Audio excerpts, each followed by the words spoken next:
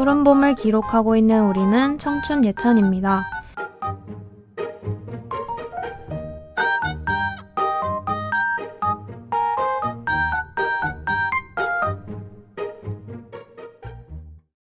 지난 9월 21일과 22일 아이유의 월드 투어 앵콜 콘서트가 상암에서 열린 것을 아시나요? 이 콘서트에서 아이유는 수백 대의 드론으로 자신의 노래 관객이 될게의 가사이기도 한 너만의 승리를 이뤄라는 문구를 하늘에 띄웠습니다. 그곳에 모인 10만여 명 관객들이 가진 저마다의 소망이 한꺼번에 응원받는 순간이었죠. 서로가 어떤 삶을 살고 있는지, 어떤 목표를 가지고 있는지 자세히 알지는 못해도 언제나 승리하길 바라는 마음은 깊은 사랑인 것도 같습니다. 오늘도 자신만의 승리를 이루느라 애쓴 우리 청춘이들 모두 수고했고요. 그럼 9월 넷째 주 위클리 청춘을 시작할게요. 저는 오늘 MC를 맡은 월리고요. 오늘 저와 함께 해주실 패널분들 소개하겠습니다. 어서 오세요. 안녕하세요. 저는 4호선에서 열심히 찌뿌대면서 온 열매입니다. 네, 안녕하세요. 가을이 오기만을 목 빠지게 기다린 기린입니다. 안녕하세요. 하루 종일 기숙사 청소만 하다 온 파랑입니다. 와, 다들 너무 반갑습니다. 오늘도 어김없이 우리 청춘이들에게 새로운 이슈를 전하기 위해 이렇게 귀한 발걸음 해주셔서 너무 감사드려요. 저번 주에 비가 오더니 기온이 하루아침에 뚝 떨어졌잖아요. 이제는 밤 공기가 차갑게까지 느껴지는데 오실 때 쌀쌀하진 않으셨나요? 쌀쌀하진 않았는데 요즘에 진짜 해가 떨어지면 엄청 추운 것 같더라고요. 일교차가 너무 큰 것 같아요. 맞아요. 겉옷을 항상 챙겨 다녀야 돼서 조금 귀찮긴 합니다. 그리고 이번 여름은 유난히 긴 것 같다는 이야기가 여기저기서 자주 들렸었는데 이쯤에서 9월 넷째 주 청춘 이슈 3위를 소개해볼까 합니다. 청춘 이슈 3위는 바로 117년 만에 이루어진 사계절 재조정 논의입니다. 올해 사상 처음으로 9월에 폭염경보가 내려지는 등 더위가 끝날 줄을 모르고 지속되었죠. 질병관리청 온열질환 응급실 감시체계에 따르면 9월 첫 주에 온열질환자가 83명 발생하는 등 이례적인 현상이 나타나기도 했다고 합니다. 9월에 폭염경보가 내려진 건 특보체제가 운영된 2008년 이후 처음인데요. 지구온난화로 인해 기존에 가지고 있던 계절에 대한 개념이 흔들리고 있는 요즘, 기상청이 우리나라의 계절별 길이를 재조정하는 작업에 본격 착수했다고 합니다. 지금까지 우리나라 계절은 봄이 3월부터 5월, 여름이 6월부터 8월, 가을이 9월부터 11월, 겨울이 12월부터 2월로 3개월 단위로 구분되었는데요. 하지만 기상청이 이 기준에 맞춰 과거와 최근 10년의 여름 일수를 비교 분석한 결과 과거 여름 평균 일수는 1년 중 98일이었던 것에 비해 최근 10년에는 127일로 늘어났다고 해요. 기상청은 바로 이러한 기후변화를 고려해 계절별 구분을 우리가 현재 겪는 계절의 길이와 맞추려는 조정 작업에 들어간 것입니다. 계절 구분 변화는 우리나라 근대 기상 관측이 시작된 이후 117년 만에 처음 있는 일이라고 합니다. 기후위기가 심각해지고 있는 만큼 이러한 기후변화가 우리 삶에 직접적으로 영향을 끼치는 부분이 분명히 있을 것 같아요. 그럼 여러분들은 최근 언제 가장 기후변화를 실감하셨나요? 제가 느끼기에 가장 체감이 됐던 부분은 역시 너무나도 더워진 그런 여름인 것 같아요. 제가 원래 더위를 막 그렇게 많이 타는 편은 아닌데 그래서 몇 년 전까지만 해도 여름이 막 그렇게 엄청 덥다고 느껴지진 않았어요. 근데 해가 지날수록 여름이 점점 뜨거워지는 게 이게 느껴지는 거예요.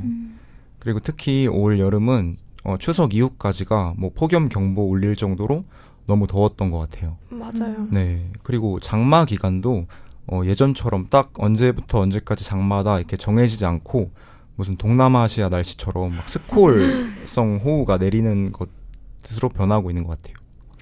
동남아 날씨라는 것에 저도 굉장히 동의를 하는 바입니다. 네. 맞아요. 저는 최근에 캐나다를 다녀왔는데 네. 네, 떠나기 전에 한국이 완전 날씨가 찌는 듯한 더위였었거든요. 근데 캐나다 쪽이 가을 날씨라고 들었지만 한국이 그때 워낙 더웠어서 제가 주로 여름 옷들을 많이 챙겨갔었어요. 근데 여기 있다가 거기로 가니까 진짜 너무 춥더라고요.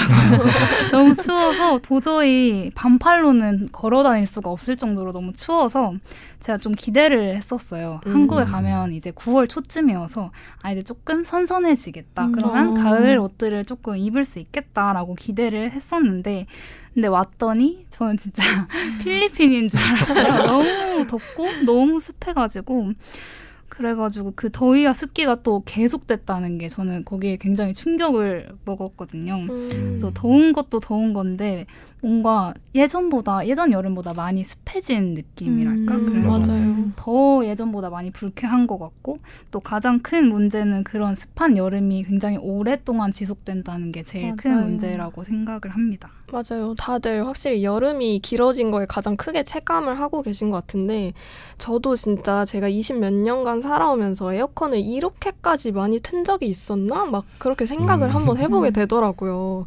가뜩이나 저는 찬바람을 별로 안 좋아해가지고 가급적이면 에어컨을 잘 안 틀려고 하는 편인데 올해는 그냥 아침부터 그냥 엄마 에어컨 틀자 이러면서 제발 틀자 이러면서 틀 수밖에 없더라고요. 그리고 아까 말씀하셨던 것처럼 추석이 지났는데도 너무 더워서 에어컨을 틀어야 한다는 것도 처음이고 그리고 지금 2024년이 지금 3달밖에 안 남았잖아요. 맞아요. 크리스마스가 코앞인데 에어컨을 틀고 있다는 게 정말 저는 안 믿기더라고요. 세상이 저를 상대로 정말 거짓말을 치는 것 같아서 이러다가 정말 크리스마스에도 에어컨을 틀 것 같아서 너무 무서워요. 그리고 저는 또 한 가지 말을 해보자면 재작년쯤이었나? 우리나라에서 이제 금사과라고 불릴 만큼 사과값이 엄청 올랐었잖아요. 네. 그 사과뿐만 아니라 전 세계적으로 오렌지, 초콜릿 값이 오르는 등의 먹거리 물가가 엄청나게 올랐었고 근데 그게 찾아보니까 다 기후변화로 인한 현상이었더라고요. 기후변화로 이제 폭염, 태풍, 가뭄이 심해지고 이로 인해서 농작물 재배에도 큰 영향을 받고 결국에는 인플레이션으로 이어졌다는 거죠.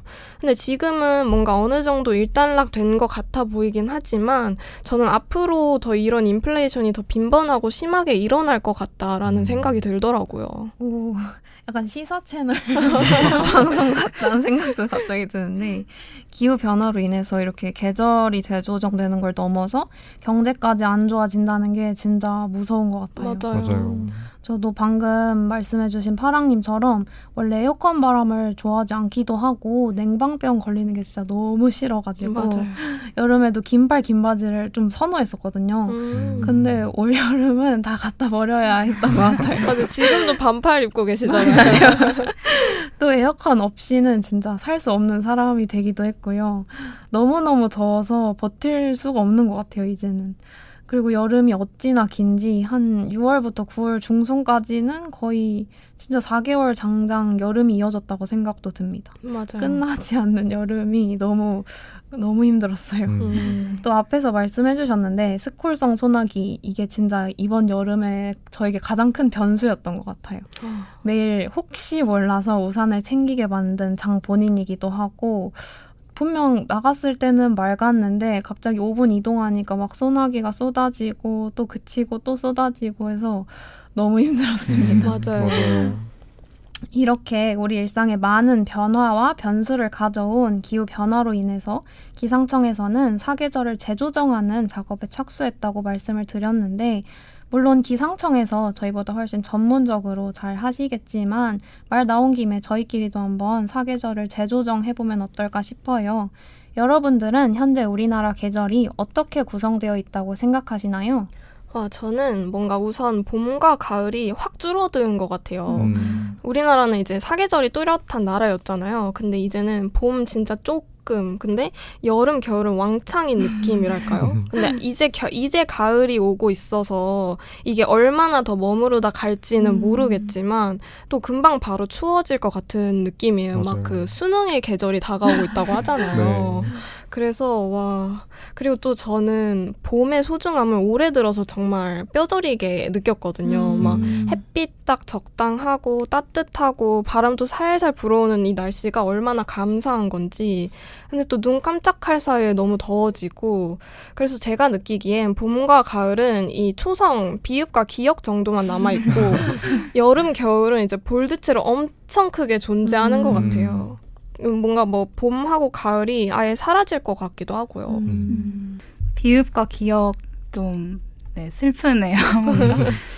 저는 최근에 무슨 짤을 봤는데 제목이 이제부터 대한민국은 아름다운 5계절의 나라입니다 였고, 내용을 말씀드리자면 3, 4월은 봄, 5, 6월은 여름, 9, 11월은 가을, 12, 2월은 겨울, 그리고 좀 순화해서 말씀드리자면 7, 8월은 미친 날씨 이런 식으로 되어 있더라고요.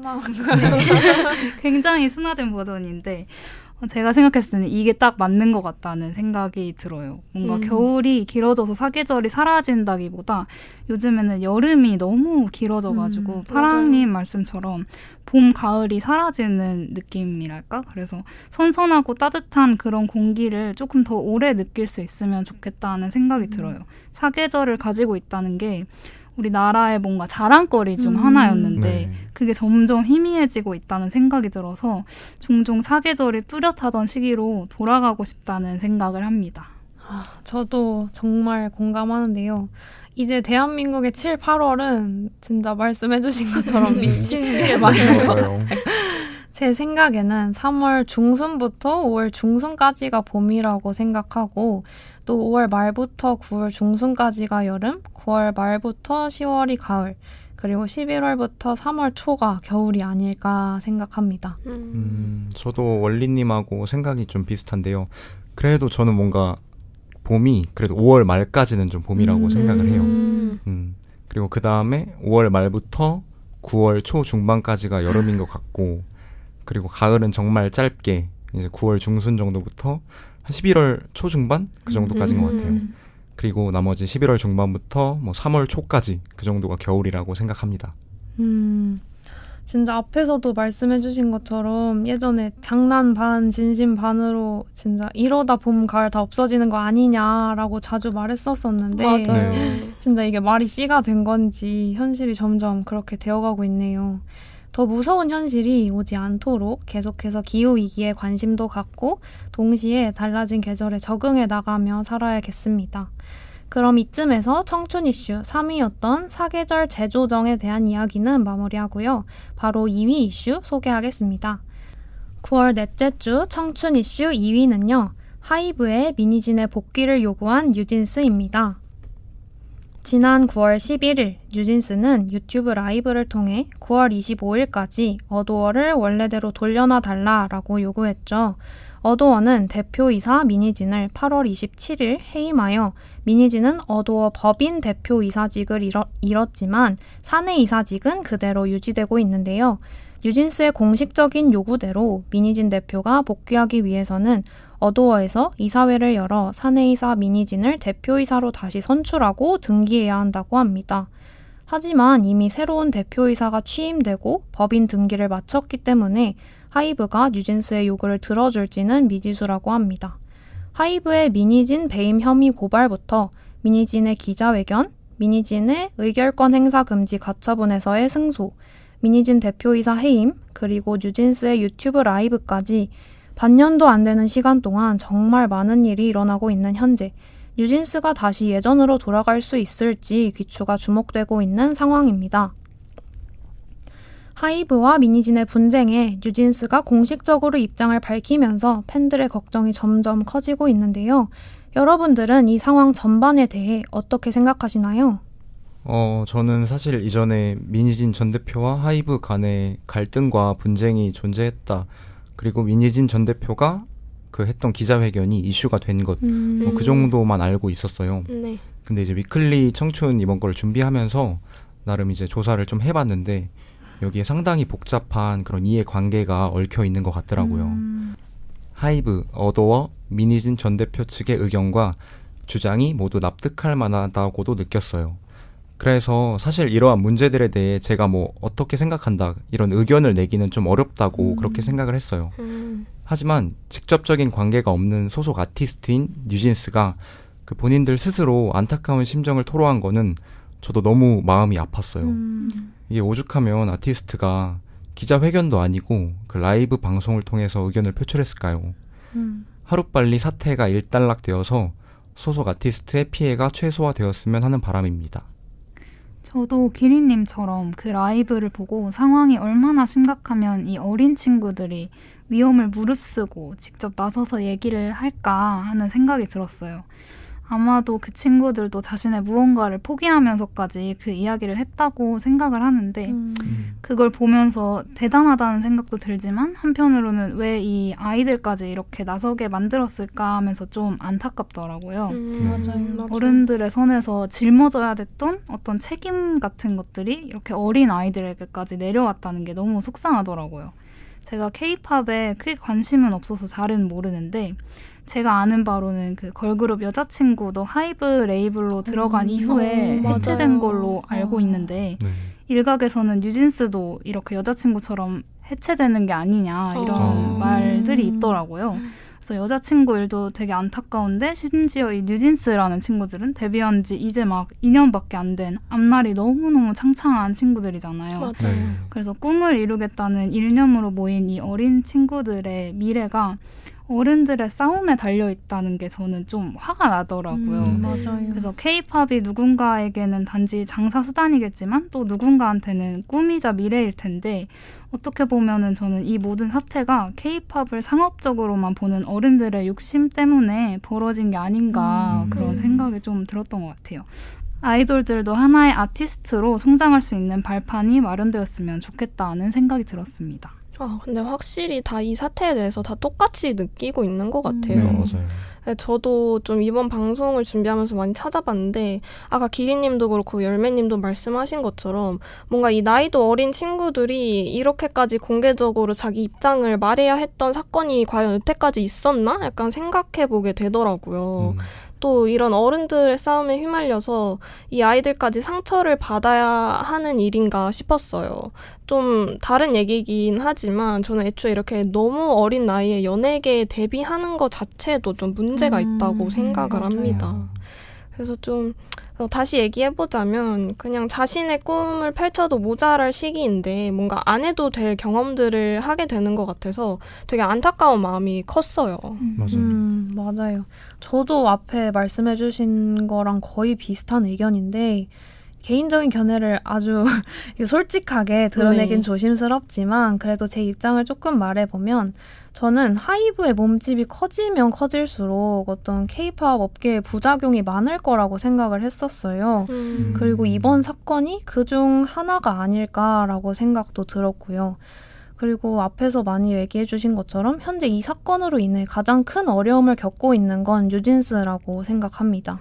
많은 인기를 얻고 있는 아티스트라고 해도 아직 10대? 많아봤자 20대 초반인 어린 아티스트들이 이런 상황을 겪고 있다는 게 진짜 안타깝다고 느껴졌어요. 맞아요. 아마 뉴진스의 상황을 안타까워하는 사람들이 저희뿐만은 아닐 것 같은데 다들 직접 입 밖으로 꺼내진 않아도 같은 생각을 하고 있을 것 같아요. 그런 와중에 방탄소년단의 정국이 자신의 반려견 인스타그램을 통해 뉴진스를 지지하는 듯한 게시물을 올려서 화제가 됐었죠. 인지도가 있는 만큼 이렇게 행동하는 게 쉽지는 않았을 것 같은데 만약 여러분이었다면 이런 상황에서 어떻게 하셨을 것 같은지 말씀 부탁드립니다. 저였어도 제 의견을 좀 피력을 할 것 같아요. 만약에 더군다나 제가 어느 정도 위치에 있는 사람이라면 더 그럴 것 같다는 생각이 드는 게 그만큼 제 목소리가 커질 테니까 더 많은 사람들이 듣게 될 거라는 생각에 그렇게 하고 싶다고 생각을 했고 게다가 저희 같은 경우에는 아무리 그 이야기가 돌고 돌더라도 그 회사 내부에 있는 사람들이 아니기 때문에 그 진위 여부를 잘 알 수가 없잖아요. 근데 만약 제가 회사 내부에 있는 사람이라면 아무래도 지금에 있는 위치보다는 더 많은 정보들이 있을 것이기 때문에 그 정보들을 최대한 모으고 모아서 뭔가 아무리 생각해도 내 의견이 맞는 것 같다라는 생각밖에 안 나온다면 저도 약간 대놓고 뉴진스를 응원하게 될 것 같아요.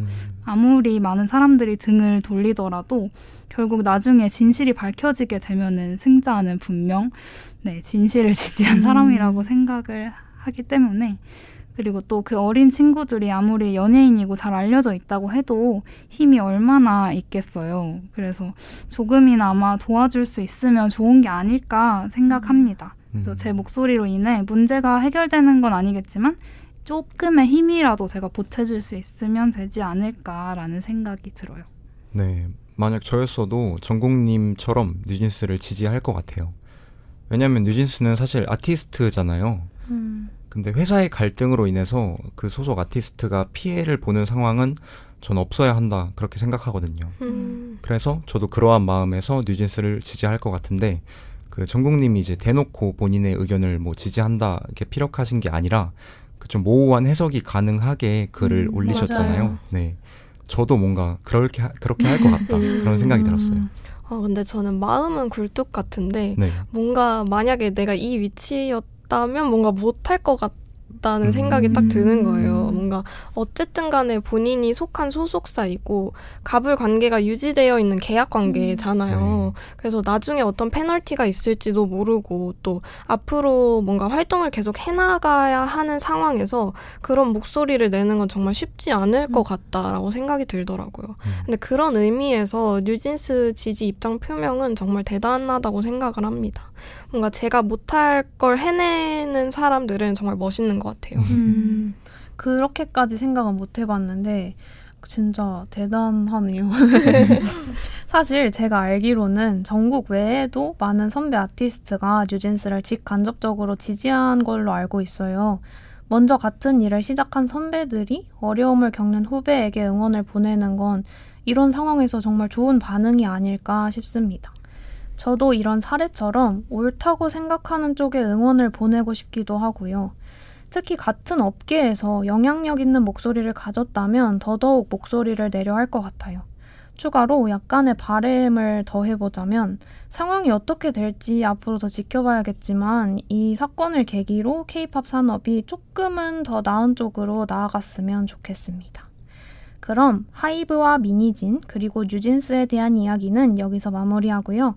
오늘의 마지막 이슈를 발표해 보겠습니다. 9월 넷째 주 청춘 이슈 1위는 바로 2024 부산국제영화제 개막 소식입니다. 이 방송이 공개되는 날인 10월 2일 제29회 부산국제영화제가 개막한다고 합니다. 부산국제영화제, 줄여서 부국제는 다양한 세대로부터 많은 기대를 얻고 있는데요. 그 이유는 부국제가 제공하는 다양한 경험과 기회 때문이라고 하네요. 부국제에서 진행되는 대표적인 프로그램으로 액터스 하우스가 있는데요. 2021년에 신설된 이 프로그램은 동시대를 대표하는 배우들과 함께 그들의 필모그래피를 돌아보며 비하인드 스토리부터 향후 계획까지 진솔한 이야기를 나누는 특별한 토크쇼입니다. 올해는 백은하 배우 연구소장과 김소미 영화평론가가 모더레이터로 함께하며 배우 설경구, 박보영, 황정민, 그리고 천우희가 각자의 액터스하우스에서 관객들과 소통할 예정이라고 합니다. 저희 청피에도 영화 좋아하는 분들이 많이 계시잖아요. 맞아요. 저도 이번에 처음으로 부국제에 방문할 예정인데 부국제의 어떤 점이 우리 청춘들에게 매력적으로 다가오는 걸까요? 와, 근데 저도 이번에 가거든요. 진짜요? 아, 진짜요? 네, 제가 진짜 가고 싶었는데 항상 시간이 없어서 못 가다가 이번에 휴학생 신분으로 저도. 처음 가보게 됐습니다. 그래서 저는 그동안 부국제를 정말 가보고 싶었던 사람으로서 야외 무대 인사가 되게 매력적으로 다가오더라고요. 뭔가 20분이라는 짧은 시간이지만 그 시간만큼은 영화를 직접 만들고 출연한 사람들과 이야기를 나눌 수 있는 거잖아요. 그것만큼 뭔가 좋아하는 영화를 즐겁게 소비할 수 있는 방법이 있을까 싶어요. 직접 그 현장에서 영화로 사람들과 소통을 한다는 점이 청춘들을 끌어당기는 요소이지 않을까 생각을 합니다. 그리고 또 이 야외라는 이 무대가 주는 감성이 또 있잖아요. 있잖아요. 맞아요. 뭔가 바닷바람, 부산의 바닷바람을 음. 맞으면서 그런 시간을 보낼 수 있다는 게 되게 낭만적이라고 생각이 들어서 저는 이번에 아직 스케줄을 다 짜지는 못했어요, 사실. 그렇지만 야외 무대 인사를 꼭 참여해보고 싶습니다. 티켓팅 잘 하셨나요? 저 무려 6개나 잡았습니다. 와, 금손이신데요. 그렇네요. 저는 이제 다 뭐 그렇게 막 엄청 피켓팅 그거는 아니었고 그냥 조금 잘 알려지지 않은 영화들을 많이 선택했는데 저희 이제 청피 중에 그 로키님이 네. 또 같이 하셨어요. 부국대 아. 티켓팅을 하셨는데 네. 한 개 잡으셨다고 하더라고요. 근데 취소표도 많이 나와서 뭐 여러 개 다시 잡았다고 하시더라고요. 그래서 제가 좀 말이 많네요. 그리고 또 하나 또 꼽아보자면 바로 아시아 컨텐츠 어워즈 글로벌 OTT 어워즈 부분인데요. 요즘 또 OTT가 굉장히 강세여서 영화제에서도 이런 흐름에 맞춰서 2019년부터 신설한 부문이라고 해요. 뭔가 요즘 사람들은 확실히 OTT를 TV보다도 많이 보고 영화관 사용도 적어지는 추세잖아요. 맞아요. 뭔가 그래서인지 어떤 OTT에서 어떤 새로운 작품을 선보일까 저도 기대하고 되게 챙겨보게 된단 말이죠. 근데 이런 부국제에서 OTT 작품들을 선공개로 먼저 볼 수 있다? 이게 저는 굉장히 구미가 당기는 프로그램이라고 또 생각을 합니다. 저도 좀 알아는 봤는데 OTT 작품을 부국제에서 미리 볼 수 있는 건 처음 알았어요. 저는 부국제가 정말 말씀해주신 것 말고도 되게 다양한 매력이 있다고 생각을 하는데 우선 스크린 너머의 배우들과 감독들을 실제로 볼 수 있는 다양한 기회가 있다는 게 정말 큰 매력인 것 같아요. 앞에서 말씀해주신 그 무대 인사도 그중 하나겠죠. 또 작품에 대한 진솔한 이야기를 더 구체적으로 들어볼 수 있다는 게 특히 영화를 사랑하는 청년 세대에게 큰 매력으로 다가갈 것 같아요. 그리고 부산이라는 지역이 갖는 매력이 저는 영화제의 매력을 더하고 특히 청년 세대의 발걸음을 이끄는 게 아닐까 싶기도 해요. 국내이긴 하지만 다양한 이국적인 측면도 갖고 있고 또 바다를 앞에 두고 있으면서 가장 중요한 맛있는 음식들까지 중요하죠. 한 번에 누릴 수 있으니까요. 특히 부산 말고 다른 지역에 사는 분들에게는 또 영화를 사랑하는 사람들에게는 영화인의 축제와 더불어서 국내 여행을 한 번에 누릴 수 있는 기회가 되니까 더 매력적일 것 같아요. 네, 맞아요. 저는 사실 부국제에 한 번도 가본 적이 없어가지고 제가 직접 그렇게 현장에서 느껴보지는 못했지만 제가 생각하는 부국제의 가장 큰 매력은 아무래도 국내에서 개봉하지 않는 어떤 세계 각국의 영화를 시청할 수 있다는 점인 것 같아요. 이게 부국제가 아무래도 영화제이다 보니까 극장에서는 개봉하지 않는 다양한 영화를 감상할 수 있다는 장점이 있겠죠. 맞아요. 네, 또한 파랑님이 아까 말씀해 주신 것처럼 야외에서 그렇게 영화를 감상할 수 있다는 게 굉장히 낭만 넘칠 것 같다라는 생각이 들었어요.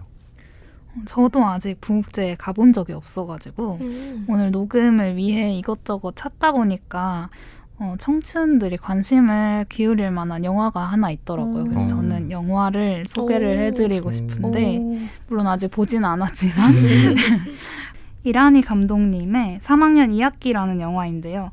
청소년 노동자의 삶을 그린 영화라고 해요. 이란희 감독은 모든 청소년들이 대학 입시를 준비하는 존재로 알려진 한국 사회에서 직업계 고등학교 학생들은 산업재해 사망 소식으로만 그 존재가 알려지는 것 같아 안타까웠다며 직업계 고등학교 학생들을 죽은 존재가 아니라 살고 있는 존재로서 이야기하고자 한다고 영화의 기획 의도를 밝혔다고 해요. 비슷한 주제를 다룬 영화 소희에게를 저는 봤었는데 네, 그래서 3학년 2학기는 또 어떤 현실을 내밀하게 드러냈을지 궁금합니다. 그래서 낭만적이고 아름다운 영화도 필요하지만 저는 이렇게 뭔가 사회의 이면을 드러낼 수 있는 영화도 꼭 필요하다고 생각을 해요. 평상시에 우리가 잘 모르고 지내던 것들에도 관심을 갖고 또 귀를 기울이게 되니까요. 맞아요. 언급해주신 부분이 영화의 중요한 기능 중 하나가 아닐까라는 생각도 드는데요. 저는 이번 부국제에서 가장 기대되는 게 앞서 말씀드린 액터스 하우스입니다. 배우들을 가까이에서 만나고 또 그들의 이야기를 들을 수 있는 기회가 정말 흔치 않기 때문에 더 특별하게 느껴지는 것 같아요. 만약 이와 비슷하게 여러분들에게 한 명의 배우와 이야기할 수 있는 기회가 생긴다면 어떤 배우와 무슨 이야기를 나누고 싶으신가요? 먼저 저부터 말씀을 드리자면 저는 정말 김고은 배우를 만나고 싶습니다. 상상만 해도 행복한데요. 사랑스러움이라는 단어가 사람이 된다면 김고은 배우가 아닐까 싶을 정도로 너무너무 사랑스럽다고 생각합니다. 맞아요. 그 사랑스러움을 제 두 눈으로 똑똑히 목격하고 싶습니다. 플러팅 당하고 싶다 할까요? 또 제가 생각하는 김고은 배우의 매력은 어떤 역할을 맡았을 때 완전히 자기만의 방식으로 소화해서 완전히 김고은화 시켜서 그 캐릭터를 다른 사람이 연기하는 건 상상할 수 없게 만드는 점이라고 생각해요. 원래 자기가 그런 사람인 양 모든 역할을 자기만의 스타일로 해석하고 연기하는 김고은 배우의 본체는 어떤 사람일지 더 자세히 들여다보고 싶습니다. 생각만 해도 정말 행복해요. 김고은 언니와의 대화. 다른 분들은 어떠신가요? 저도 김고은 배우님도 정말 좋아하지만 저는 천우희 배우하고 얘기를 해보고 맞아요. 싶어요. 근데 저는 자신만의 신념을 가지고 있는 사람들을 굉장히 동경하는 편인데 제가 느끼기에 천우희라는 배우가 조금 그런 사람이라고 생각을 했어요. 뭔가 차분하면서도 엉뚱한 매력이 있을 것 같고 특히 제가 드라마 그 멜로가 체질을 저도 정말 좋아합니다. 너무너무 좋아하는데 거기서 또 천우희 배우가 굉장히 매력적인 캐릭터로 나왔잖아요. 그래서 더욱 천우희 배우한테 호감을 갖고 있는 것 같아요. 페이스도 진짜 개인적으로 너무 매력적이라고 생각을 하지만 같이 대화를 나누면서 그 천우희 배우의 마음속에 있는 것들을 제가 알아보고 싶다라는 생각이 들어요. 저도 그래서 사실 천우희 배우님을 너무 좋아해서 이번에 정말 티켓팅까지 할까 생각을 했다가 너무 치열할 것 같아서 포기했었거든요.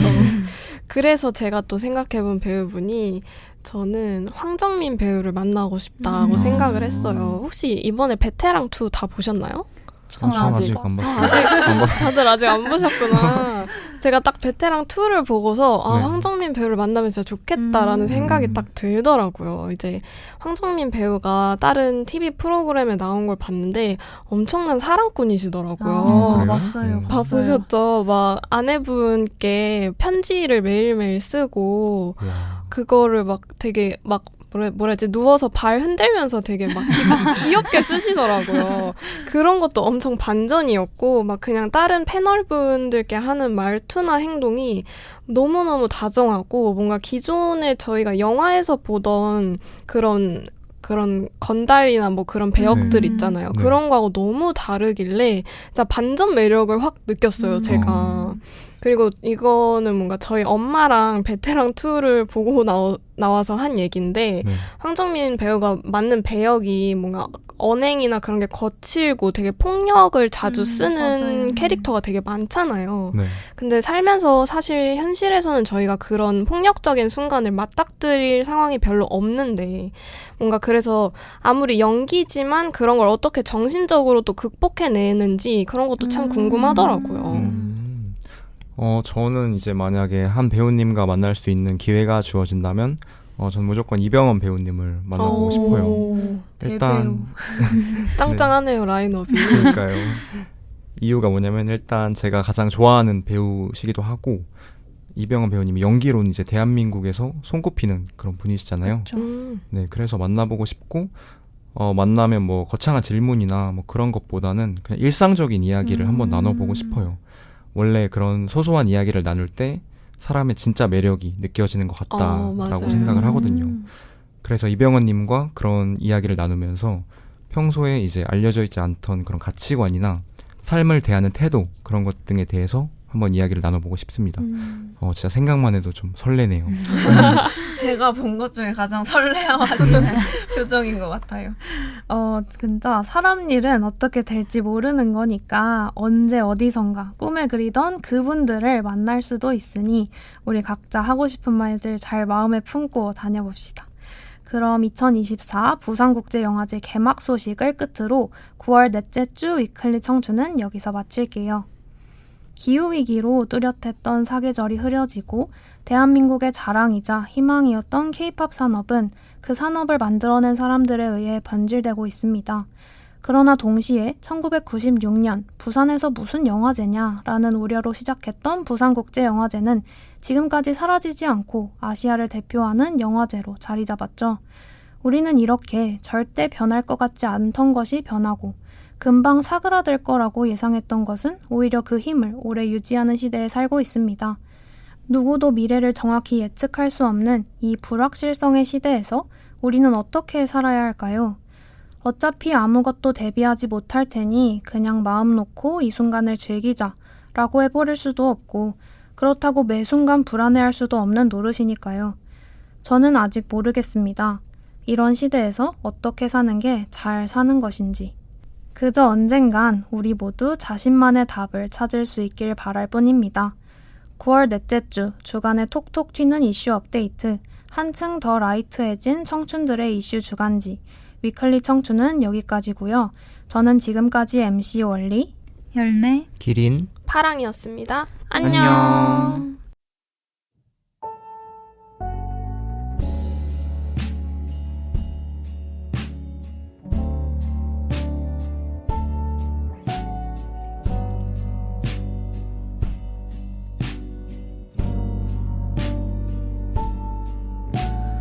I can't be your love.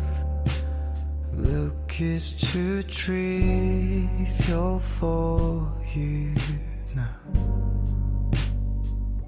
Oh, my life is falling apart. Maybe no one will notice if I disappear. But I'll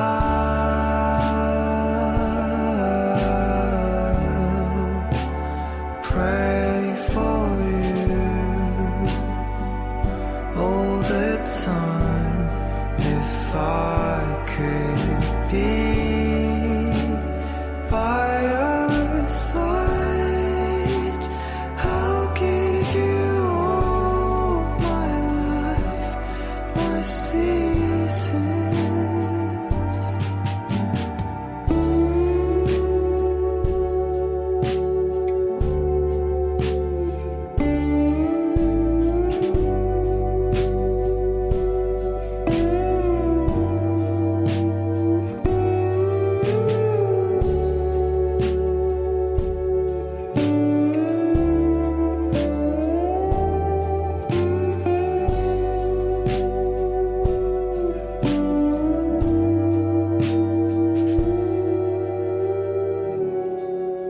I can't be your love, 'cause I'm afraid I'll ruin your life. Wild to leaves withered away and grew again. You have gone far away. I'll be